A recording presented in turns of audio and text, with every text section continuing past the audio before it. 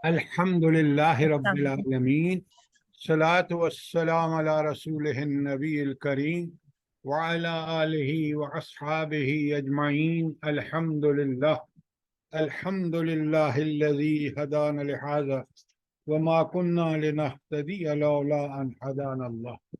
رب اشرح لي صدري ويسر لي أمري واحلل عقدة من لساني يفقهوا قولي. کل ہم نے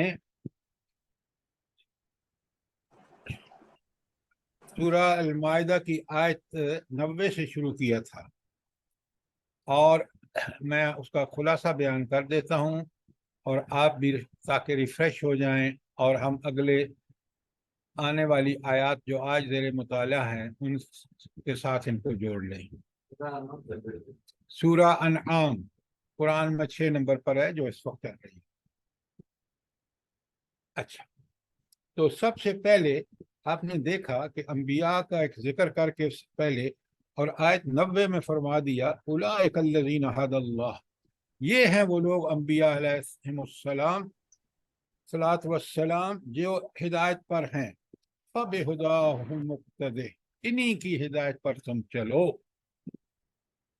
اللہ تعالیٰ نے ہدایت کے لیے کن کو مبعوث فرمایا؟ انبیاء کو، اور آخری نبی کریم صلی اللہ علیہ وآلہ وسلم جو ہیں وہ قیامت تک کے لیے ہدایت کا، انسانوں کے لیے ہدایت کا ذریعہ ہے۔ اور اللہ تعالیٰ فرما رہے ہیں کہ یہ انبیاء کیسی مخلوق ہیں اللہ تعالیٰ کی، کہ دنیا کی سب سے بڑی ہدایت کہ وہ اللہ اور اس کے رسول کی اطاعت کریں، اس کے لیے کوئی اجر نہیں لیتے اور خلق خدا کو اس کی طرف دعوت دیتے ہیں، حالانکہ کتنی تکلیفیں مصیبتیں اٹھاتے ہیں۔ اور اس کی سب سے بڑی مثال نبی کریم صلی اللہ علیہ وآلہ وسلم ہیں، جن کی 13 سالہ مکی اور 10 سالہ مدنی زندگی دیکھ لیں۔ اس کے بعد ایک یہودیوں نے ایک بہت نبی کریم صلی اللہ علیہ وسلم کے خلاف محاذ قائم کر رکھا تھا، اور وقتاً فوقتاً یہ عمرائے اور کفار مکہ جو تھے یہ ان سے ہدایات لے کر اور نبی کریم صلی اللہ علیہ وسلم کے خلاف پروپیگنڈا کرتے تھے۔ تو ایک پروپیگنڈا انہوں نے یہ کیا کہ نبی کریم صلی اللہ علیہ وسلم پر کوئی چیز نازل نہیں، یہ بالکل اپنی طرف سے نعوذ باللہ گھڑ کے اللہ نے ان پر کوئی چیز نازل نہیں کی۔ اللہ اکبر، اللہ اکبر۔ اللہ رب العالمین فرماتے ہیں کہ انسان یہ جو معترض ہیں نا، انہوں نے اللہ کی قدر ہی نہیں کی۔ کیوں؟ اللہ جس نے انسان کے لیے ہر چیز کا بندوبست کیا ہے، جسمانی کوئی ضرورت دیکھ لیں، وہ کیا انسان کی ہدایت اور اس کی روح کے لیے کوئی چیز پیدا نہ کرتا؟ یہ کیسے ممکن ہے؟ لہذا فرمائے وما قدر اللہ حق قدرہ، اور ان لوگوں نے اللہ تعالیٰ کی قدر نہیں کی جیسی کرنی چاہیے۔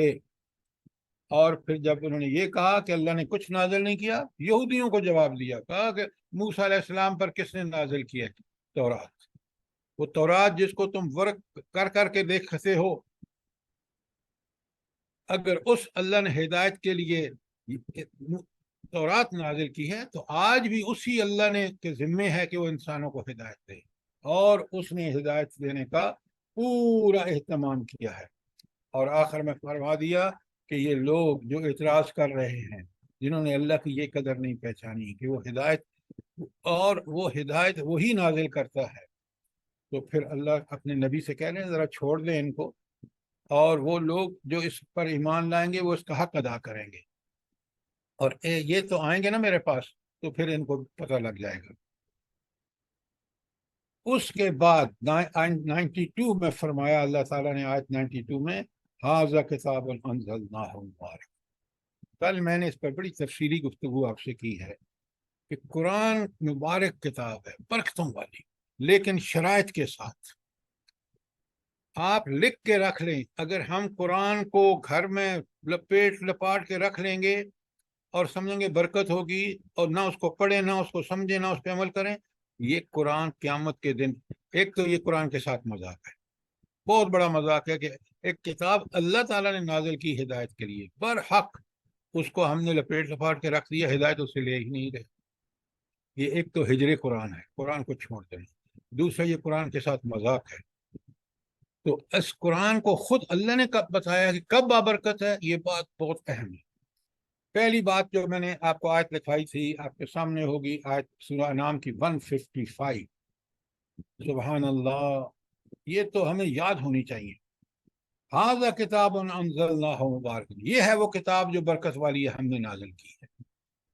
تو برکت کب ملے گی؟ اب قرآن کنڈیشن بتا رہا ہے، غور سے لیکن فتبعوا ہو، اس کتاب کا اتباع کرو، اس کے احکامات کو سمجھو کہ اللہ کی رحمتیں ہیں، اور اس محبت اور شفقت کے ساتھ اس کتاب کو پکڑ لو اور اس کے پر عمل کرو، اس کے مطابق زندگی گزارو۔ واتقوا، آگے جو آیا ہے نا واتقوا، کہ اس کے تقوی اختیار کرو۔ تقوی یہی ہے کہ اس کتاب ہماری رہنمائی ہونی چاہیے ہر زندگی کے معاملے میں۔ اور لعلکم ترحمون، آگے وجہ بتا دی، اگر تم رحم چاہتے ہو نا تو رحم تم پر اسی وقت ہوگا جب تم اتباع قرآن کرو گے، اور اس کے مطابق جس کو سے اس نے منع کیا اس سے رک جاؤ گے، جس کا حکم دیا اسے کرو گے، پھر تمہیں برکتیں بھی ملیں گی، اور سب سے بڑی برکت اللہ کی رحمت ہے۔ اس کے بعد آپ نے دیکھا کہ آیت انبیاء، سورہ انبیاء کی آیت 50 میں بتایا ھذا ذکر مبارک انزلناہ، اس انزلناہ کو پکڑیے، اللہ تعالیٰ ہم نے اس کو نازل کیا۔ کس قدر قرآن کے ساتھ اللہ تعالیٰ کلام الہی اپنے کلام کے ساتھ جو تعلق اللہ تعالیٰ ظاہر کرے، وہ انزلناہ، ہم نے اس کو نازل کیا۔ ذرا غور فرمائیے۔ ہاں، افانتم لہ منکرون، تم اس بات کی جسارت کرو گے کہ اس کا انکار کرو گے؟ رب جو تمہارا خالق مالک رازق، جس کے احسانات اتنے ہیں، وَإِن تَعُدُّوا نِعْمَةَ اللَّهِ لَا تُحْصُوهَا، اگر تم اس کی نعمتیں جو اس نے تمہیں عطا کی ہیں گننا شروع کرو تو گن نہیں سکتے، اس کی ہدایت کا انکار کرو گے؟ ذرا غور فرمائیے۔ اور پھر آیت 92 ہم نے پڑھ لی ہے، سمجھ لی ہے، اور یہ دو آیتیں، تیسری آیت جو بہت اہم ہے، اللہ تعالیٰ فرماتے ہیں کتاب انزلناہ الیک مبارک، کتنی دفعہ؟ چوتھی دفعہ، یہ کتاب جو ہم نے نازل کی ہے بڑی برکتوں والی ہے۔ تو یہ برکتیں کہاں کب نصیب ہوں گی؟ بڑی اہم باتیں ہیں، بہت اہم۔ لیدبروا آیاتہ، کل میں نے آپ کو بتایا ہے کہ اس تدبر اور غور و فکر میں کیا فرق ہے۔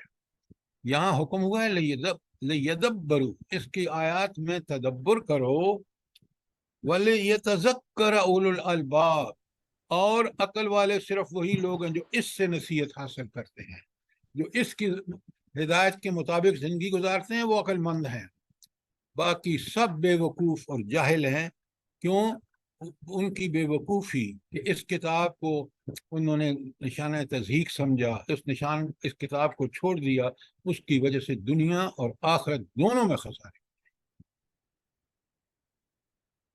تو آپ دیکھ لیں کہ اگر ہم برکتیں چاہتے ہیں تو پہلا کام ہمیں اس قرآن کا اتباع کرنا ہوگا، اس کے مطابق زندگی گزارنی ہوگی۔ دوسرا کام، اس کے انکار کا سوچنا بھی نہیں، کیوں؟ جس ہستی کی طرف سے ہے اس کے اتنے انعامات ہیں، اور اس میں انعامات میں سب سے بڑا انعام یہ کتاب ہے، قرآن مجید، جو ساری نعمتوں کو اس وقت نعمت بنتی ہیں جب ہدایت کے ساتھ ہم اس کو استعمال کریں۔ اور تیسری بات بتائی کہ یہ مبارک اس وقت ہے جب تدبر کر کے اپنے مسائل اس کے حل کرو اس کے مطابق، اور اس سے نصیحت حاصل کرو تاکہ تم شمار اولو الالباب میں ہو۔ اور ایک آخری بات، تبارک الذی، سورہ فرقان کی آیت، تبارک الذی، وہ ہستی ہی بڑی بابرکت ہے۔ اللہ اکبر، قرآن اس لیے بابرکت ہے کہ جس ہستی نے نازل کیا، تبارک الذی، وہ ہستی بہت برکتوں والی ہے۔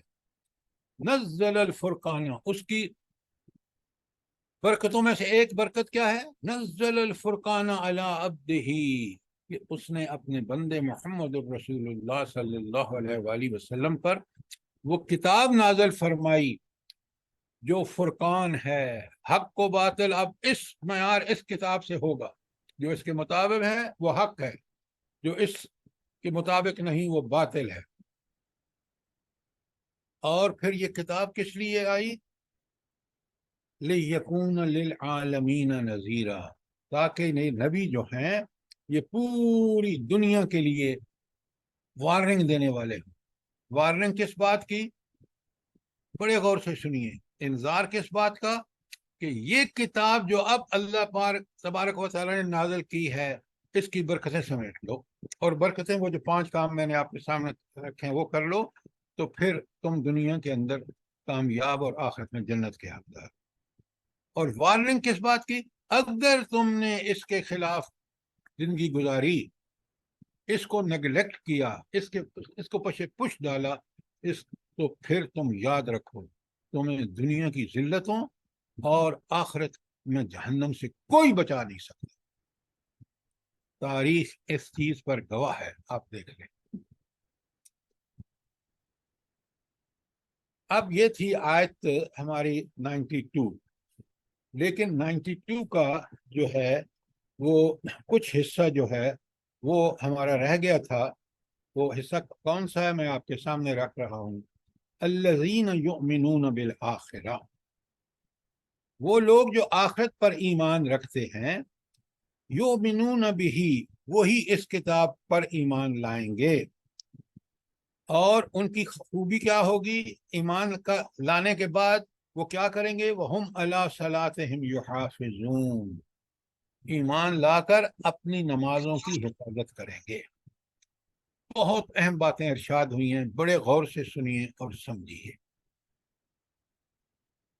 پہلی بات یہ جو ارشاد فرمائی ہے کہ والذین یؤمنون بالآخرہ، وہ لوگ جو آخرت پر ایمان لائیں گے، یؤمنون بہ، وہی اس کتاب پر ایمان لائیں گے۔ کیا مطلب ہے اس کا؟ ذرا جلدی سے بتائیے، بہت اہم نقطہ ہے۔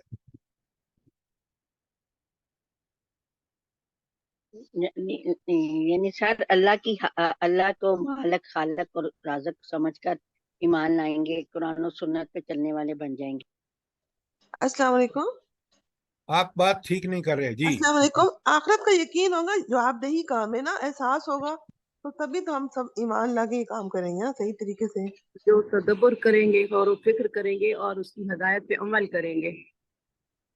دیکھیے، پہلی بات آپ نے نہیں پکڑی، اس پر وہی ایمان لائیں گے جو آخرت پر ایمان لائیں گے۔ سنیں، بڑے غور سے سنیں اور اس بات کو سمجھیں۔ جو شخص اس بات کا متلاشی ہوگا کہ میں کامیاب زندگی گزاروں اور مرنے کے بعد بھی میں بالکل خوش و خرم رہوں، میرا انجام بھی بہت اچھا ہو، جس آدمی کو یہ فکر ہوگی کیا کہ میری دنیا اور آخرت سنور جائے، میں کامیاب ترین زندگی گزاروں، جس میں یہ طلب اور تڑپ ہوگی، وہ ضرور اس پر ایمان لائے گا۔ یہ ہے اس کا مطلب کہ آخرت کا متلاشی کون ہوگا؟ جو آخرت میں کامیاب ہو، جو آخرت میں اللہ کے سامنے جب پیش ہو اور دائمی اور ابدی زندگی کے لیے اس کو آسانیاں، آسائشیں، آرام، سکون اور عیش کی زندگی ملے۔ جو اس بات کا متلاشی ہے، اس کو وہ راستہ جو ان نعمتوں کو حصول کے لیے ضروری ہے وہ قرآن بتائے گا، اس لیے وہ قرآن پر ایمان لائے گا۔ آیت کے الفاظ پہ پورا غور کیا کریں۔ آخرت، اب پھر سن لیں، آخرت پر ایمان وہ لائے گا جو اپنی دنیا اور آخرت کو سنوارنا چاہے گا۔ اس کو سنوارنے کے لیے سوائے قرآن کے اور کوئی راستہ ہے ہی نہیں جو قرآن بتاتا ہے۔ بات بڑی سیدھی سی ہے۔ تو اس کتاب پر، قرآن پر ایمان وہ لائیں گے جو آخرت پر یقین رکھیں گے۔ یہ ہے اس کا مفہوم۔ بات کلیئر ہے؟ جی سر۔ اچھا، اب اگلی بات جو اس آیت میں ہے، آخری بات، وَهُمْ عَلَىٰ صَلَاتِهِمْ يُحَافِظُونَ، اور وہ لوگ جو ہیں وہ اپنی نمازوں کی حفاظت کریں گے۔ یہ کیا بات ہوئی یہاں پہ؟ صرف ایک نماز اور وہ بھی اس کی حفاظت کریں گے تو بس یہ پکے سچے ایمان والے ہوں گے، ان کو جنت مل جائے گی؟ کیا مطلب ہے اس کا؟ نماز ہی تو اللہ تعالیٰ سے ملاقات کا ذریعہ ہے۔ بیٹا یہ بات اپنی جگہ ٹھیک ہے، جو نماز کی حفاظت کرے گا وہ قرآن پر عمل کر سکے گا۔ جو نماز جیسی بنیادی چیز جس میں دعا مانگ رہا ہے ہر نماز کی ہر رکعت میں، ایاک نعبد و ایاک نستعین اہدنا الصراط المستقیم صراط الذین انعمت علیہم، جو اس کو ٹھیک ٹھیک مانگ رہا ہے سچے دل سے، وہی جو ہے وہ پورے دین پہ عمل کرے گا۔ اگر نماز کی حفاظت نہیں ہے تو پھر وہ دین جھوٹا دعویٰ کر رہا ہے، وہ جھوٹ بول رہا ہے۔ کیوں؟ اس کا قول اور اس کا عمل ایک جیسا نہیں ہے۔ کہتا ہے میں آخرت پہ ایمان رکھتا ہوں جیسے آج ہم لوگ ہیں، اور عمل ہمارا کچھ بھی نہیں ہے۔ بہت بڑی بات ہے یہ۔ ہر قرآن کی ایک ایک آیت کے ٹکڑے میں آپ دیکھیں کہ اتنی بات کہہ دی کہ وہ لوگ ہوں گے جو نماز کی حفاظت، جو نماز کی حفاظت کرے گا، یقین مانے وہ سارے دین کی حفاظت اس کے لیے اللہ آسان کر دے گا، کیونکہ ہر رکعت میں مانگ رہا ہے، اس کا طلبگار ہے، اس کے لیے کوشش کر رہا ہے۔ تو معمولی بات نہیں اللہ رب العالمین نے فرمائی کہ یہ وہ لوگ ہوں گے جو آخرت پر ایمان رکھتے ہوں گے، ان کا یقین کیا، اس کا ثبوت کیا ہوگا؟ وَهُمْ عَلَىٰ صَلَاتِهِمْ يُحَافِظُونَ، وہ اپنی نمازوں کی حفاظت کرنے والے ہوں گے، وہ اس کو ٹھیک ٹھیک پورے ظاہری اور باطنی آداب کے ساتھ بجا لائیں گے، اور یہ نمازیں ان کی زندگی پوری کی اصلاح کر دیں گے۔ جب 5 وقت کی نمازیں ادا کرے گا تو اس کے لیے دین کا ہر عمل کرنا بہت آسان ہے۔ کوئی سوال؟ یہ بہت اہم آیت کا ٹکڑا ہے، اس کو ذرا اچھی طرح سمجھیں۔ بات کلیئر ہے؟ سر جی سر۔ جی جی سر حفاظت میں ظاہری اور باطنی حفاظت بھی ہے نا نماز کی؟ نہیں نہیں نہیں، یہ جو نماز کی حفاظت ہے نا، اس کا لغوی مضمون تو صرف اتنا ہے کہ ہم اس کو نماز کی بھی پابندی کریں گے، جماعت کی بھی پابندی کریں گے، اور اس کے ظاہری آداب اور باطنی آداب کے ساتھ بجا لائیں گے۔ لیکن اس کا صحیح اور جو مفہوم یہاں لائن کے اس آیت کے اندر ہے کہ نماز کا حق ادا کریں گے۔ اور جیسے میں نے بتایا ہے، اور جب بھی آپ یہ پڑھیں الفاظ ایاک نعبد و ایاک نستعین اہدنا الصراط المستقیم صراط الذین انعمت علیہم، یہ ہے وہ مقصد جس کے لیے آپ نماز قائم کر رہے ہیں۔ اور پھر اس نماز کا مقصد یہ ہے کہ کس کا راستہ؟ وہ جو مغضوب نہیں ہوئے، اور وہ راستہ انعمت کا آگے ہے، آگے میں نے آپ کو لکھوا دیا ہے کہ آیت ہے سورہ مائدہ کی غالباً، کہ جس میں اللہ تعالیٰ فرماتے ہیں کہ اولئک الذین انعم اللہ علیہم، ہاں، انبیاء، صدیقین، شہداء اور صالحین، یہ 4 وہ گروہ ہیں جو جن پر اللہ نے انعام کیا۔ تو ہم کیا اللہ سے مانگ رہے ہیں کہ ہمیں آپ قیامت کے دن انبیاء، صلحاء اور صالحین اور ان لوگوں کے ساتھ رکھیں۔ پھر اس کے لیے ہمیں وہ کوششیں کرنی ہوں گی۔ تو یہ جو ہے اصل میں قرآن مجید کو ایک بات سمجھیں، دیکھیں نا، یہاں یحافظون کا مطلب یہ ہے کہ وہ ساری خوبیاں جو نماز میں مطلوب ہیں ان کو کر لے گا۔ اس کے لیے یقین مانیں۔ مجھے ایک بات بتائیں، آج بے پردگی نے، آج فحاشی نے دنیا کی زندگی اجیرن کر دی ہے۔ خاندانی نظام، مغرب جس کو ہم سمجھتے ہیں نا، ہم पता नहीं लोग किस बात से कह देते हैं, वो देखें जी उनके अखलाक हमसे अच्छे हैं। और भाई उनके अखलाक हैं कहाँ? जो इंसान फहाशी में मुब्तला हो गया वो तो दुनिया और आखिरत दोनों के अजाब कुरान बताता है कि उसको दे दिए गए अल्लाह ने। लिहाजा कुरान पर जूं जूं अमल करते हैं ना, एक पाकीज़ा जिंदगी, पहले देखें नमाज, पाकीज़ा जिस्म, पाकीज़ा ख्यालात, पाकीज़ा जज्बात, सब कुछ पाकीज़ा हो गया फर्ज का। अब उसने जब इस घर में नाफिज किया, घर में उसके एक निज़म नज़म आ गया, एक अल्लाह के इताअत की वजह से उस घर के अंदर फैज़ व बरक़ात आ गई, बच्चे बेहतरीन, बीवी बेहतरीन, दीन पर अमल करने का बड़ा आसान, क्योंकि सारा ख़ानदान कर रहा है। अगर मोहल्ले वाले हों और अगर पूरा मुल्क हो तो क्या कहने, और अगर मुल्क उसके खिलाफ जाएगा, कुरान को छोड़ेगा, कुरान को निशाना तज़हीक बनाएगा, तो फिर उसका बिल्कुल वही हाल है जो आज हमारा हाल है। और अगर उसने अपनी नमाजों की हिफाजत करके दीन का आसान अल्लाह ने बना दिया, उसके लिए उसने अमल किया, तो सहाबा कराम और रिज़वानुल्लाह ताला अलैहिम अजमईन जो सहाबा है उनको देख लें, निज़ाम को देख लें, कितना बाबरकत निज़ाम है। ईसाई हज़रत उमर के दौर में कहते हैं खुदा के लिए यहाँ से मत जाओ, हमें जिजिया लो, जो अमन और सुकून हमने देखा है इस खुदा ममलत खुदादाद में। आज हमारी ममलत खुदादाद दी हुई तो अल्लाह की है, लेकिन हमने कुफर का निज़ाम लगाया हुआ, चलाया हुआ है।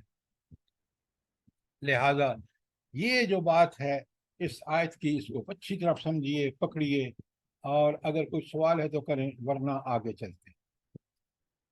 अब हम चलते हैं आयत 93 में, क्योंकि हमने आयत 92 खत्म कर ली।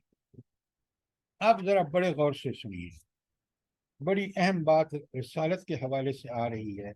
अल्लाह ताला फरमाते हैं बिस्मिल्लाहिर्रहमानिर्रहीम, वमन अज़लमु मिम्मन इफ्तरा अलल्लाहि कज़िबा, और उस शख्स से बड़ा जालिम कौन होगा जिसने अल्लाह ताला पर बोतान बांधा।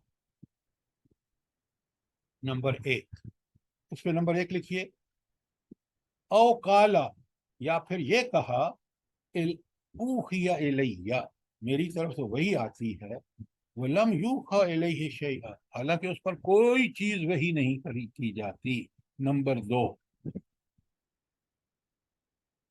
और नंबर तीन, व मन काला, और जिसने ये बात कही, सउनज़िलो मिस्लु मा अंज़लल्लाह, मैं तो वो चीज उतार सकता हूं जो अल्लाह ने नाजिल की है। ये हैं तीन काम जो सबसे बड़ा जुल्म है। लिखें पर तीन काम क्या है। नंबर एक,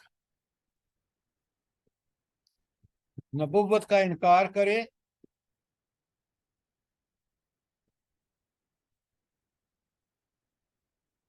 और ये बात कहे कि अल्लाह ताला ने किसी बंदे पर वही नाजिल नहीं की, पहली बात। दूसरी बात, खुद मुदई नबुव्वत होकर सामने आए, यानी नबुव्वत का दावा करे और कहे मुझ पर वही आती है। ये दो नंबर वही है, वकाला ऊखिया इलैया वलम यूखा इलैहि शै, वही तो नबी को आती है। अच्छा, तो ये दूसरी अल्लाह ताला के इन पर जुल्म मानने का दूसरा, कि नबूवत का दावा करे। तीसरी बात, वो जो मन काला सउनज़िलु मिस्लु मा अंज़लल्लाह, तीसरी बात क्या, कि वही इलाही और नबूवत कहे, सारी वही इलाही और नबूवत का बाकायदा मुकाबला करे और कहे कि ऐसा कलाम तो मैं भी पेश कर सकता हूं।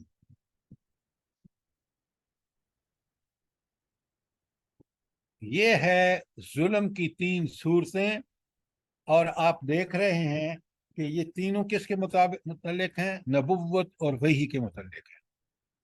ये बात अच्छी तरह समझें।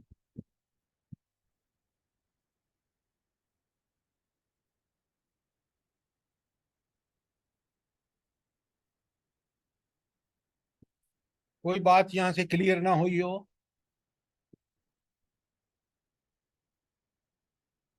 بات سر کلیئر ہے؟ سر ایسا دعویٰ جو یہ ہے نا، یہی سارا ظلم کا، یہ مرزائی یا یہودی یا یہ کئی لوگوں نے کیا ہے پیچھے، میرا خیال ہے، نعوذ باللہ من نبوت کا۔ آپ کو پتہ ہے نبی کریم صلی اللہ علیہ وسلم کے زمانے میں لوگوں نے یہ شروع کر دیا تھا، بڑے صحابہ شہید ہوئے ہیں اس فتنے کو مٹانے کے لیے، حفاظ صحابہ سر شہید یہ ہوئے جو ہیں۔ 3 باتیں آ رہی ہیں یہ مسلمان کذاب کے بارے میں ہیں۔ لا حول ولا قوت الا باللہ۔ ایک مسلمان کذاب آپ کے ملک میں مسلمان کذاب ہوئے ہیں؟ سر نبی ابھی کریم صلی اللہ علیہ وسلم کے زمانے میں ایک نہیں تھا، ایک خاتون تھی اور 2 سامنے آئے تھے نبی کریم صلی اللہ علیہ وسلم کے زمانے میں۔ آپ بالکل ٹھیک کہہ رہے ہیں، ایک ان میں سے ایک مسلمان کا کذاب تھا، لیکن یہ تو آج بھی یہ تماشا لگا ہوا ہے، آپ کے ملک میں ہو چکا ہے۔ دیکھیں 3 کنڈیشن جو بتائی ہیں یہاں، یہ سب سے بڑا ظلم ہے کہ کوئی نبی بن جائے یا نبوت کا دعویٰ کرے یا کہے کہ وہی میں بھی وہی میرے پاس بھی آتی ہے، نعوذ باللہ۔ قرآن نے کتنا کھول کے بتایا ہے، اور پوری تبصرہ ہے نبی کریم سے لے کر قیامت تک کہ یہ وہ لوگ ہوں گے جو سب سے بڑے ظالم ہوں گے، 3 قسم کے۔ بات کلیئر ہے تو آگے چلیں۔ جی سر، جی جی سر، سر، جزاک اللہ۔ اب سنیں، اللہ تعالیٰ کا ایک خاص اسلوب ہے، وہ کیا ہے کہ جب اتنا بڑا جرم ہے نا، اللہ سیدھا غضب اپنا اللہ کا غضب ظاہر ہوتا ہے۔ کیا اللہ تعالیٰ کہتے ہیں وَلَوْ تَرَىٰ إِذَا الظَّالِمُونَ فِي غَمَرَاتِ الْمَوْتِ، کاش تو دیکھے جس وقت ظالم موت کی سختیوں میں مبتلا ہوں گے۔ یہاں ظالموں سے مراد کیا ہے؟ وہی سر جو یہ جو وہ جو نافرمانی نبوت کا کرتے ہیں، دعویٰ 3 دعوے کرے، کیے یہ دعویٰ جو کرے جرم وہ۔ دعوے کیے۔ 3 کام کریں گے، 3 کام اللہ کہتے ہیں کہ کاش تم ان کو دیکھو جب وہ موت ان کی جان کنی کا معاملہ ہوگا تو کس قدر اذیتوں میں مبتلا ہوں گے۔ یہ ہے اللہ ان کو ڈائریکٹ کہ تم نے سب سے بڑا ظلم کیا نا، اب تمہیں سب سے زیادہ بڑی سزا دوں گا، اور عین موت کے وقت کا ذکر کر دیا پہلے۔ والملائکۃ باسطوا ایدیہم، اور موت کے فرشتے اپنے ہاتھ بڑھا بڑھا کر ان کی جان نکال رہے ہوں گے۔ اخرجوا انفسکم، ان سے کہیں گے نکالو اپنی جان کو۔ یہ جو اللہ کی دی ہوئی تمہیں امانت تھی نا، تم نے اتنی بڑی غداری کی ہے اس اللہ کے ساتھ، تو ان کی جانیں نکالتے وقت جو ان کا پر عذاب ہوگا اس کا بیان ہے۔ اور پھر فرمایا آگے کہ نکالو جان کو، الیوم تجزون عذاب الہون، آج کے دن تمہیں سخت عذاب، بدترین عذاب یا ایسا عذاب جس میں بڑی ذلت ہوگی، اس میں تم مبتلا کیے جاؤ گے۔ کیوں مبتلا کیے جاؤ گے؟ دیکھیں آگے، بما کنتم تقولون علی اللہ غیر الحق، یہ جو تم اللہ کے بارے میں ناحق باتیں کہتے تھے تو اس کی وجہ سے تمہیں یہ ذلت کا عذاب دیا جا رہا ہے۔ یہ انجام ہے ان 3 قسم کے لوگوں کا جو میں نے ابھی آپ کو لکھوائے ہیں۔ اور ایک تو تم غیر حق باتیں اللہ رب العالمین کے بارے میں کہتے تھے کہ وہ نبوت کا دعویٰ کرتے تھے، یا تم یہ کہتے تھے کہ وہی ہم پر آتی ہے، یا تم یہ کہتے تھے کہ اگر ہمارے پاس وہی آتی ہے ہم بھی ایسے ہی کلام بنا سکتے ہیں۔ تو ذرا ان چیزوں کی وجہ سے، اور آخری بات وَكُنْتُمْ عَنْ آيَاتِهِ تَسْتَكْبِرُونَ، اللہ اکبر، اللہ اکبر، اور اللہ کی آیتوں کے برخلاف تم تکبر کرتے تھے۔ بالکل یہ کام آج ہم کر رہے ہیں۔ دیکھیے آپ کے ملک میں یہ غیر اسلامی آئین کیوں نافذ ہے؟ کیوں نافذ ہے بھلا؟ اس کی بڑی وجہ کیا ہے؟ مجھے بتائیں۔ آج ہم سارے قوانین آپ کے عدالتوں کے ہوں، دفاتر کے ہوں، تعلیم کی بنیاد ہو، علم کی بنیاد، ہر طرف دیکھ رہے، نتائج ہمارے سامنے ہیں. یہ کیوں ہے بھلا؟ تکبر ساری کی وجہ سے تھا. ہم نہیں، صرف تکبر مت کہیں، تکبر کئی قسم کا ہے. تکبر یہ ہے کہ ہم نعوذ باللہ اللہ تعالیٰ کے احکامات کو سمجھتے ہیں کہ یہ بالکل بیکار ہیں آج کے زمانے میں. یہ ہے تکبر. ہم اس بات کو نہیں سمجھتے کہ برحق کتاب، تعلیمات، احکامات ہمارے پاس، اس کو ہم نے پھینک دیا نعوذ باللہ ردی کی ٹوکری میں. اور ہم طاغوت، کبھی امریکن سسٹم ہے، اس کا عدالتوں کا، آج پہلے وہ تھا یورپین سسٹم تھا. تو گویا یہ ہے تکبر یہاں کہ اللہ تعالیٰ کے احکامات کو سمجھنا کہ نعوذ باللہ اس سے طاغوت کے بہتر ہیں. طاغوت کے. اور آپ دیکھ لیں آج آپ کا ملک، آپ کی انفرادی زندگی، اجتماعی زندگی کس ذلت اور پستی سے دوچار ہے. کیوں؟ ہم نے تکبر کیا ہے. ملک لیا اسلام کے نام پر اور غیر اسلام کو اتنا داخل کیا کہ اسلام کی کوئی گنجائش ہی نہیں چھوڑی. یہ جو قرآن کہتے ہیں ضلالم بعیدہ، بڑی دور نکل گئے کس میں؟ گمراہی میں. کہ اب مڑنا مشکل ہو رہا ہے، توبہ کر کے واپس لوٹنا مشکل ہو رہا ہے.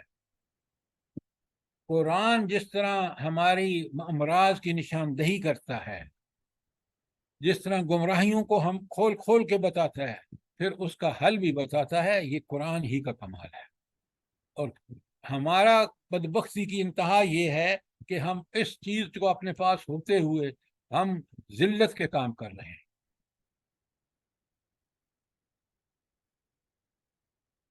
تو آیت نمبر 33 آپ نے دیکھ لیا. اچھا، اب ذرا ایک چیز اور. پہلے یہ اسی آیت کے یہاں کنتم عن آیاتہ تستکبرون پہ ختم ہو رہی ہے نا، اس سے پہلے ایک آیا ہے کہ تمہیں یہ جو عذاب الہون، الیوم تجزون عذاب الہون، اس کا مطلب کیا ہے؟ یہ عذاب کون سا ہے جو ذلت کا عذاب دیا جا رہا ہے ان سب سے زیادہ ظلم کرنے والے 3 لوگوں کو؟ یہ کون سا عذاب ہے؟ کس عذاب کا ذکر ہے؟ ساری مخلوق کے سامنے ذلیل کرنا، ذلت دینا. چھوڑیں عالم کیا عالم بات ہے؟ برزخ. خدا کے لیے آیت کے اندر رہیے. جرنل آپ ایک بات ٹھوک دیتے ہیں بغیر سوچے سمجھے. الیوم کا مطلب کیا ہے؟ الیوم کا مطلب ہے برزخ کا عذاب، کہ اب تمہیں موت سے لے کر دوبارہ جی اٹھنے تک اس کو قرآن الیوم کہہ رہا ہے. اور یہ برزخ کا پورا پیریڈ ہے، اس میں تمہیں ذلت کا عذاب دیا جائے گا. تمہاری روح سجین میں رکھی جائے گی، قید خانے میں. تمہارا قبر جہاں جسم ہوگا وہ ایک جہنم کے گڑھوں میں سے ایک گڑھا ہوگا. یہ ہے اس کا مطلب. قرآن جن لوگوں کا ذکر کر رہے ہیں ان کو اللہ بتا رہا ہے کہ تم نے 3 بڑے ظلم کیے اور اب تمہیں برزخ میں یہ عذاب ملے گا. یہ سارے کا سارا پورے کا پورا برزخ کے بارے میں ہے آج کا یہ ٹکڑا.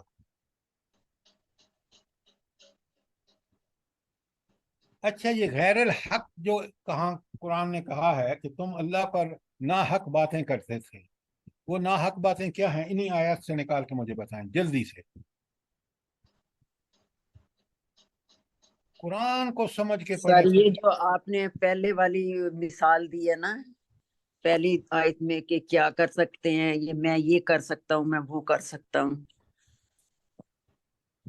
ہاں سر دیکھیں، اللہ پر جھوٹ باندھنا، جو بالکل اللہ کذباً یہ جو بولا کہ نبوت کا جو ہے دعویٰ میں دعویٰ کرتے ہیں اور آپ نمبر وار وہی لکھیے، پلیز آپ لکھیے نمبر وار. غیر الحق کیا باتیں ہیں؟ نمبر 1 کہ اللہ تعالیٰ نے انسان کی ہدایت کے لیے کوئی سامان نہیں کیا، آیت نمبر 92 میں. یہ پہلی بات ہے جو ناحق ہے۔ اللہ نے تو پورا انتظام کیا ہے، نبوت اور کتاب اللہ بھیجنا، تو پہلا غیر الحق بات یہ ہے کہ اللہ یہ کہنا کہ اللہ تعالیٰ نے انسان کی ہدایت کا کوئی بندوبست نہیں کیا، نمبر ایک۔ نمبر دو، یہ 91 میں تھا اور 93 میں جو اب ہم پڑھ رہے ہیں اس میں نبوت کا جھوٹا دعویٰ، نمبر دو۔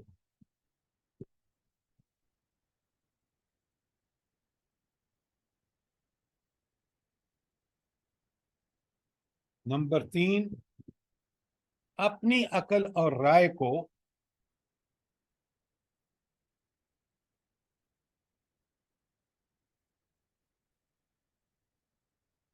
اللہ تعالیٰ کی نازل کردہ حکم کے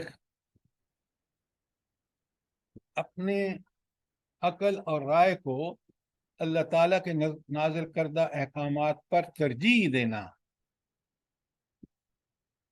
اور نمبر چار اسی آیت 93 میں ہے وَكُنْتُمْ عَنْ آیَاتِهِ تَسْتَكْبِرُونَ، کہ اپنی بات کو سر تکبر کہ اللہ تعالیٰ کے احکامات کو گھٹیا سمجھنا، یہ تھی وہ غیر حق باتیں جو وہ کرتے تھے، اور اس کی وجہ سے یہ اوپر سارے عذاب اور اللہ کی غضب کی جو آپ کے سامنے تفصیلات آئی ہیں، یہ اس وجہ سے ہیں۔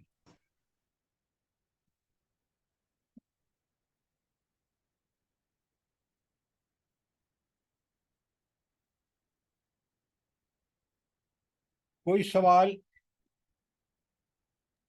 السلام علیکم۔ ہاں علیکم جی، السلام۔ آج کے دور میں تو یہی ہو رہا ہے کہ اللہ کے احکامات سے بہتر جو ہے وہ طاغوت کے احکامات کو لوگ ماننے لگے ہیں نا، اسی وجہ سے ذلت و پستی میں جا رہے ہیں۔ میڈم آپ 100% ٹھیک کہہ رہے ہیں، انتہا یہ ہے اپنے ملک کی پارلیمنٹ کو دیکھیں، مرات جی ایک سے ایک بڑھ کے ملک تباہی کو جا رہا ہے، یہ اب مرات لینے کے چکر میں ہے، اس کی تنخواہ اتنی کر دو، اس کی جو فیسلٹیز ہیں یا ریٹائرمنٹ بینیفٹس ہیں اتنے دے دو، ملک تباہ و برباد ہو رہا ہے۔ آئی ایم ایف کا لون کس منتوں سے انہوں نے لیا ہے، اب بھی انہوں نے آرڈر کیا ہے، میں ایک چھوٹی سی بات بتا رہا ہوں، بڑی تو بہت بڑی بڑی ہیں، اب انہوں نے آرڈر کیا ہے کہ ہر کمشنر کو، ضلع کا جو کمشنر ہے اس کو آپ 2 کروڑ اور بتنے کی گاڑی لے کے دے دیں۔ ہم قرضے میں اولادیں جکڑی جا رہی ہیں، وہ ملک جس میں اللہ تعالیٰ نے اتنے وافر ذرائع رکھے ہیں، میں آپ کو بتا نہیں سکتا، میں دنیا میں گھوما ہوں، لیکن اسی ملک کو ہم نے، جس میں اللہ نے بے شمار نعمتیں رکھی ہیں، ہم نے اس کو کہاں پستی میں، معیشت انتہائی ناگفتب ہے۔ لہذا یہ جو اللہ رب العالمین فرما رہے ہیں یہ سب ہمارے لیے ہدایات ہیں۔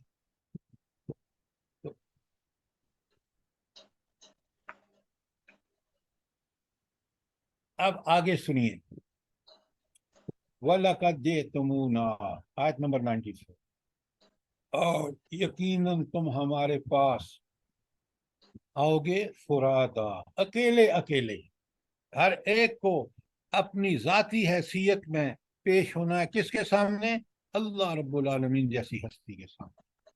وَلَقَدْ جِئْتُمُونَا فَرَادًا كَمَا خَلَقْنَاكُمْ أَوَّلَ مَرَّةٍ، جس طرح تمہیں ہم نے پہلی دفعہ جب پیدا کیا تھا تو تنہا تم ماں کے پیٹ سے آئے تھے، اکیلے، بالکل اسی طرح جس طرح اکیلے تم آئے تھے اسی طرح اکیلے تم نے رب کے سامنے پیش ہونا ہے۔ اور پھر جب تم ہمارے پاس پیشی کے لیے آؤ گے نا تو موت میں کے وقت کیا ہو جائے گا؟ وَتَرَكْتُمْ مَا خَوَّلْنَاكُمْ، اور وہ سب کچھ تم دنیا میں چھوڑ دو گے، پیچھے چھوڑ آؤ گے جو ہم نے تم کو دیا۔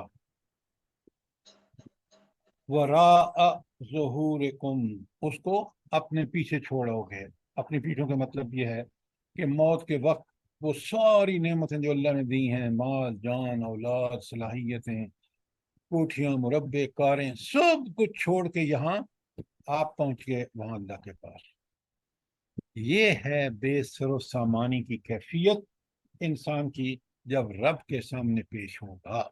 जरा नोट फरमाएं, हम में से हर एक ने इस मरहले से गुजरना है, ये अल्लाह का फैसला है। तो आप सोचें कि अल्लाह याद करा रहा है इंसान को, बंदे बाजा जा, तू मेरा गुलाम है, तुझे मेरी इताअत करनी चाहिए, तू क्या कर रहा है। सोच तो सही, ये मरहला आएगा कि तू ये सारे साजो सामान छोड़ के तन तनहा मेरे पास आएगा, और जो तुमने दुनिया में काम किए हैं उसका एक एक का, छोटे छोटे से छोटे और बड़े से बड़े का हिसाब देना हो। तो बारगाह इलाही में पेशी कैसी होगी? इंतहाई तन तनहा और बगैर किसी सरो सामान के। अच्छा, अब दुनिया में तो उसने सहारे बनाए हुए थे झूठे, कि ठीक है भाई, जब अल्लाह के पास पहुंचूंगा तो ये मेरे जो बुत हैं, ये मेरे कब्रों व अहले कबूर हैं जिनको समझता था कि उनके पास बड़ी ताकतें हैं, ये मेरे जो पीर हैं, जो मेरे वली बना रखे हैं उसने दुनिया में, जिनकी कोई हैसियत नहीं है, वो किसी नफे नुकसान के न दुनिया में मालिक है न आखिरत में। नुकसान और नफा सिर्फ और सिर्फ अल्लाह दे सकता है, बंदा कभी भी इस काबिल नहीं है। लिहाजा अब सुने, इन झूठे खुदाओं की वहां क्या हैसियत होगी, जरा सुने आगे जो आयत में आ रहा है इसी 94 में, वमा नरा माकुम शुफाउकुम, भाई हमें तो वो नजर नहीं आ रहे जो जिनको आप तुम सफारशी दुनिया में समझते थे, कहाँ है वो? सवाल हो रहा है। वमा नरा माकुम शुफाउकुम, हम तो तुम्हारे उन सफारशियों को नहीं देखते। अल्लज़ीना ज़अमतुम, जिनके बारे में तुम्हें गुमान था, अन्नहुम फीकुम शुरका, कि वो तो अल्लाह की ताकतों में शरीक हैं। तुम्हारा तो गुमान ये था, वो तो आज यहाँ नजर भी नहीं आ रहे। लक़द तक़त्तअ बैनहुम, अल्लाह ताला फरमाते हैं कि हमने उनके दरमियान बिल्कुल तल्लुकात मुनक़ता हो गए, वो नजर ही नहीं आ रहे। वदल्ल अन्कुम मा कुंतुम तज़अमून, और वो तुमसे गुम हो गए जिनके बारे में तुम्हें बड़ा नाज था कि ये हमारी मदद करेंगे। देखें ना, कमाल ये है कि रब्बुल आलमीन आखिरत के मनाजर सामने रख के और हकायक हमारे ऊपर खोज रहे हैं। ये है तुम्हारे फर्जी शरीकों का हाल कि वहां तुम्हें नजर भी नहीं आ रहे, दुनिया में तुम उनके बारे में क्या क्या दावे कर रहे हो कि ये तो ये कमाल है इनका, ये कमाल है। आप सुने तो हैरान रह गए इन मुशरिकों से जो अपने बुतों को, अपने जिनको इन्होंने वली बना रखा है, तो उनके बारे में सुने तो आप दुनिया में हैरान रह जाए।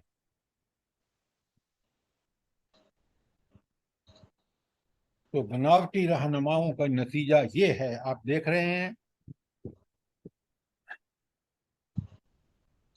असल में कुरान ने तो कोई बात छोड़ी नहीं है जो बयान, अल्लाह ताला ने हमें कहा है, आयत में इस वक्त मेरे जहन में नहीं है लेकिन आपने कई दफ़ा पढ़ी होगी कुरान में, कि अगर तुम यहूद नसारा के इशारों पर चलोगे ना, उन जैसी जिंदगी अख्तियार करोगे, उनके तहजीब को सुपीरियर मानोगे, तो अल्लाह ताला कहते हैं क़यामत के दिन तुम उन्हीं के साथ उठोगे।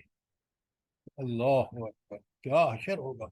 वो मुजरिम होंगे, तुम भी उनके साथ होगे, इसलिए कि दुनिया में तुमने उनकी तहजीब पसंद की है।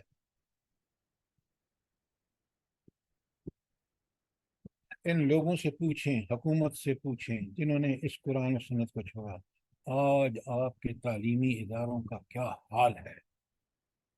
ये अकेली बहावलपुर यूनिवर्सिटी नहीं है, ये लाहौर के बड़े बड़े जो तालीमी इदारे पर जिनकी तनख्वाह फीसें और जिनके معیارات بالکل مغرب کے ہیں، ان کے اندر کیا ہو رہا ہے، پشاور میں کیا ہو رہا ہے۔ یہ ہے کہ انسان اللہ تعالیٰ کی ہدایت کو جب چھوڑ دیتا ہے تو وہ دنیا میں اس کی زندگی حیوانوں کی سی ہوتی ہے۔ اسفل سافلین کا مطلب کیا ہے؟ نیچوں سے نیچا۔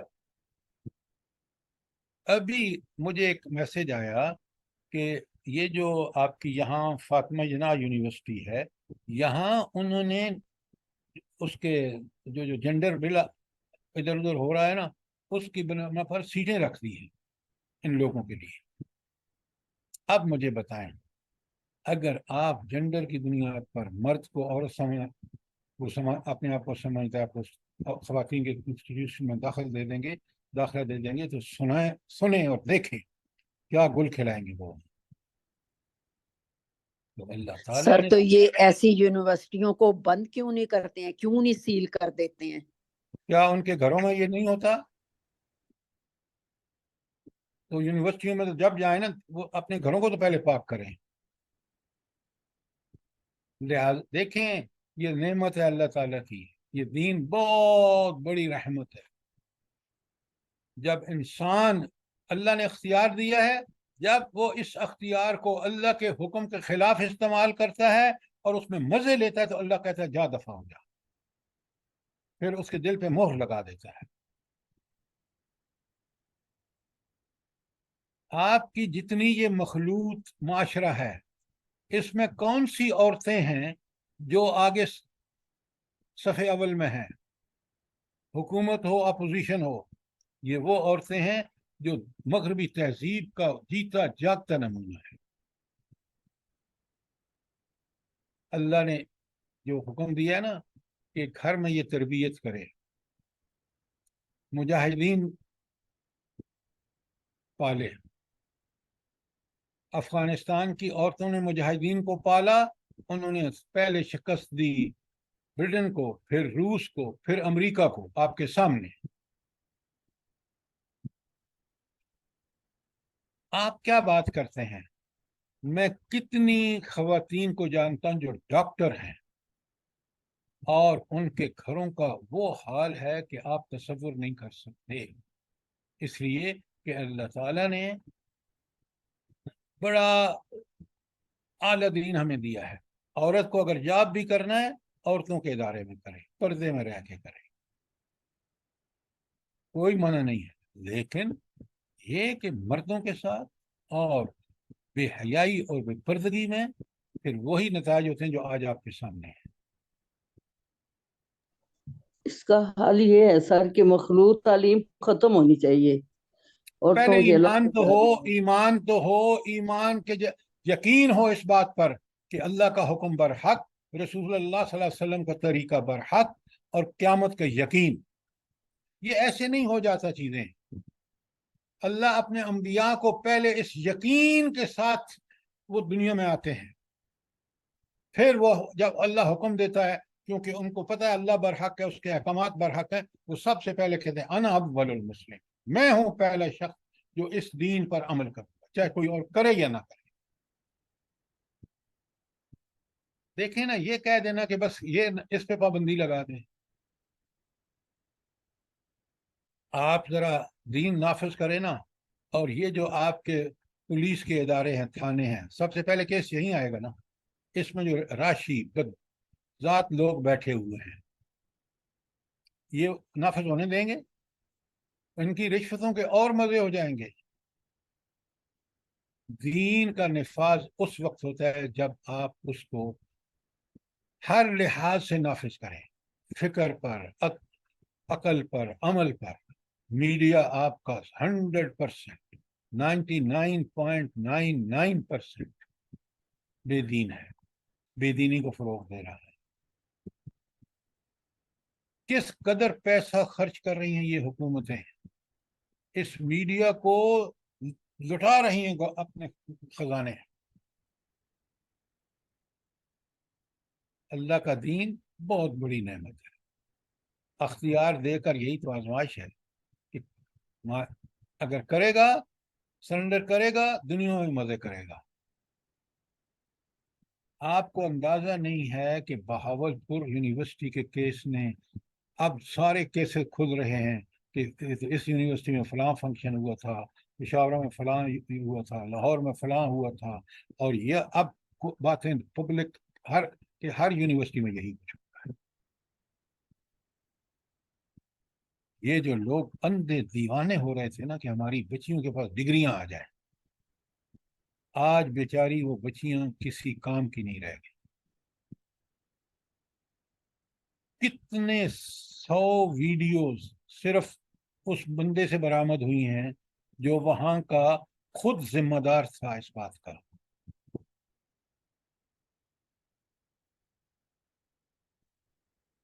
تو آپ نے دیکھا کہ اللہ رب العالمین کس طرح کھول کھول کے ہمیں بتا رہے ہیں کہ اگر تم نے اللہ کے رسولوں کے بارے میں، اللہ کے بارے میں یہ گمان کر لیا ہے کہ یہ نعوذ باللہ یہ تو بہت گھٹیا ہے، یہ اس پرانے زمانے کی بات ہے، نہیں، اس اللہ نے تخلیق کیا انسان کو، زمانے کو اس نے تخلیق کیا، قیامت کا زمانہ ہو یا کوئی بھی ہو، اس نے سب کا اس کو بڑا تفصیلی اور باریک بینی سے علم تھا۔ اس کے بعد اس ہستی نے اپنے علم، اپنے حکمت کی بنیاد پر برحق کتاب اور برحق آخری نبی بھیج کے یہ اللہ نے اپنی حجت پوری کر دی۔ اب انسانوں کا امتحان ہے۔ لہذا آج سب سے پہلے میں اور آپ جو ان آیات کو پڑھ کے سمجھتے ہیں، ہم اپنی زندگیاں ٹھیک کریں۔ کیوں؟ آپ نے دیکھا ہے کہ یہاں اللہ تعالیٰ کے سامنے 1 to 1 پیشی ہونی ہے، میں نے اور آپ نے تنہا اپنے دنیا کے کارناموں کا سارا وہاں حساب دینا ہے۔ کبھی ہم نے سوچا ہے قرآن کس طرح کھول کھول کے ہمیں بتا رہا ہے؟ قرآن کے اندر رہ کے ان آیات کے کانٹیکسٹ میں تفسیر کو سمجھیے، بات بالکل قرآن نے کھول دی۔ جنرلائز باتیں مت کہا کریں کہ جو دل میں آیا کہ یہ اس کی تفسیر ہے، نہیں، تفسیر قرآن خود اپنی کر رہا ہے، اس کی دلیل ہے تو آپ دیجئے، ورنہ عام باتوں سے قرآن کے معنی کو ادھر ادھر مت کیجئے، یہ بہت بڑا گناہ ہے کہ ہم کلام الہی کو اس طرح انٹرپریٹ کر رہے ہیں، اس طرح اس کی ترجمانی کر رہے ہیں کہ وہ مفہوم مقصود ہی نہیں ہے جو قرآن کے اندر موجود ہے۔ پھر ہماری اصلاح ہوگی، جب صحیح علم ہوگا تو صحیح عمل وجود میں آئے گا۔ دیکھیں نا، میں پڑھوں تو روز التحیات للہ والصلوات والطیبات، کہ میرا ہر قول ہو، فعل ہو، مالی عبادت ہو، صرف اور صرف اللہ کے لیے ہے۔ اور حج میں اس لیے کہ میرے نام کے ساتھ حاجی لکھا جائے، نعوذ باللہ من ذالک، اس سے بڑی کیا ہو سکتی ہے اور دکھاوے کی بات۔ اچھا، لوگوں میں اندازہ کریں، آپ جب بھی جائیں گے نا، کسی سے بات کریں گے، سودا خرید رہے ہیں، وہ آپ کہے گا حاجی صاحب، کیوں؟ اس کا وہ آپ کو دھوکہ دے رہا ہے نا، تو آپ کو پہلے اس مقام پہ کھڑا کرتا ہے کہ جو مقام آپ کا حق ہے ہی نہیں۔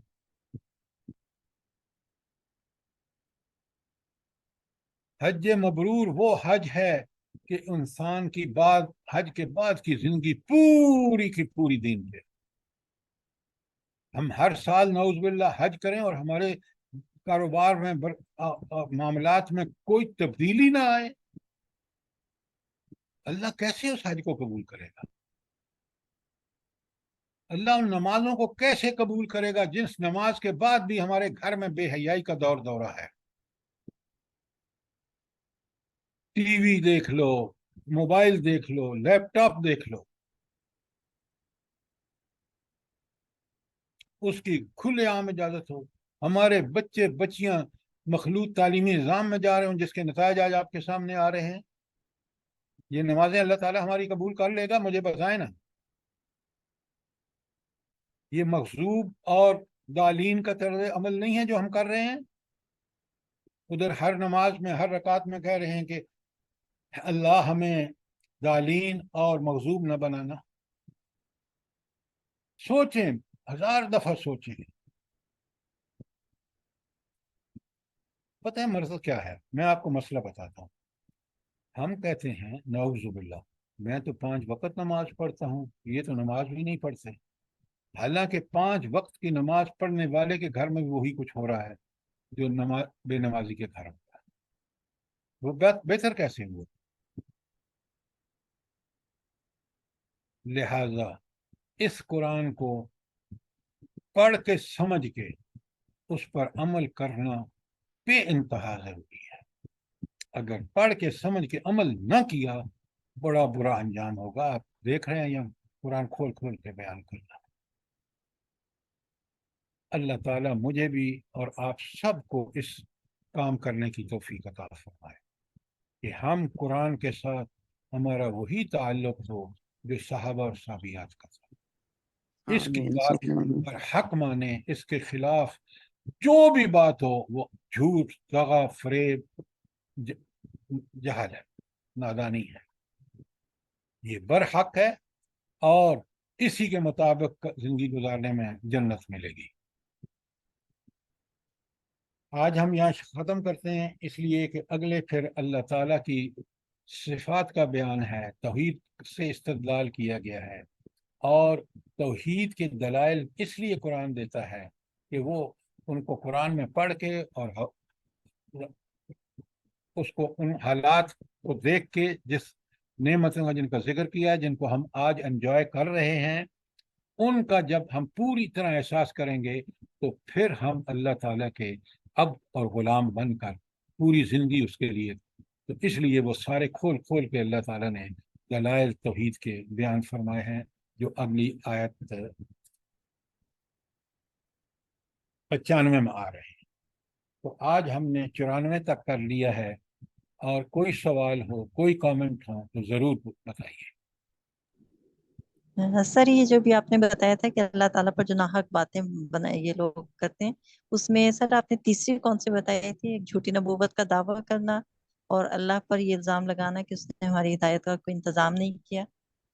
तीसरी सर बता दें प्लीज। जी देखें, पहली थी जो है वो है नबूवत का इनकार कर।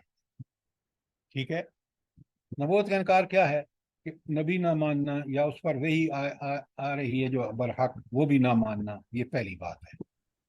अच्छा, दूसरी बात है खुद नबूवत का दावा करना, नाउजुबिल्लाह, जैसे आप देख रहे हैं हमारे मुल्क में भी हो चुका है। तीसरी जो है वो वही इलाही और नबुव्वत का मुकाबला करने के लिए बाकायदा अपनी जाती राय या ताहूत की बात को बेहतर जाने, जैसे आज हम मुल्क में कर रहे हैं कि अल्लाह के कानून को तो हमने उसे पुश डाल दिया, और ताहूत और शैतानियत के सारे काम यहाँ चल रहे हैं। अहकामात, अदालतें हों, हमारे हुकूमती इदारे हों, हमारे बैंक हों, हमारे माशी इदारे हों, सब में अल्लाह के दीन को हमने छुट्टी कर दी है। और हम पूरा जो है वो इंसानी मैन मेड जो चीज़ें हैं उनका इस्तेमाल करके तबाही और बर्बादी से दो चार हो रहे हैं।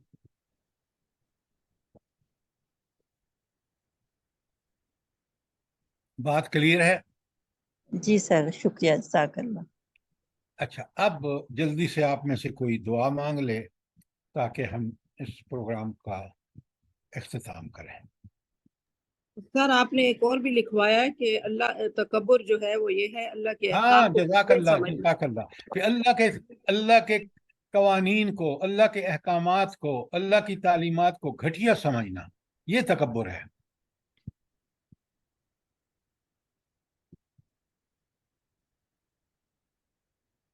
बात क्लियर है?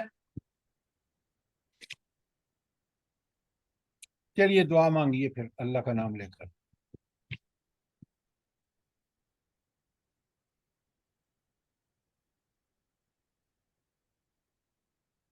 आप इतनी देर क्यों लगाते हैं दुआ मांगने में? अल्लाहु अकबर कबीरा वल्हम्दुलिल्लाहि कसीरा सुब्हानल्लाहि बुकरतन व असीला या रब्बी लकल हम्दु कमा यंबगि लिजलाली वजहिका व अज़ीम सुल्तानिक یا مقلب القلوب ثبت قلبی علی دینک یا مصرف القلوب صرف قلبی علی طاعتک اللہم آمین فقہنا فی الدین اللہم فقہنا فی الدین اللہم ارنا الحق حقا وارزقنا اتباعہ وارنا الباطل باطلا وارزقنا اجتنابہ ربنا تقبل منا انك انت السميع العليم وتب علينا انك انت التواب الرحيم آمین اللہ ہم باعمل زندگی کی صحابہ اور صحابیات جیسی باعمل زندگی کی توفیق عطا فرمائے اللہ سر کے وہ بہترین درجات میں بلندی عطا فرمائے اور ہم سب سے راضی ہو جائے آمین آمین آمین جزاک اللہ جزاک اللہ آمین